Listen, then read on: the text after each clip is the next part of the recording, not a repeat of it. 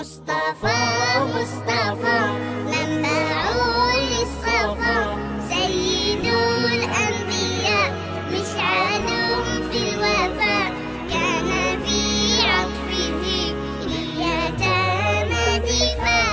مصطفى مصطفى منبع للصفا، سيد الأنبياء مشعل في الوفاء، كان في عطفه لليتامى دفاع.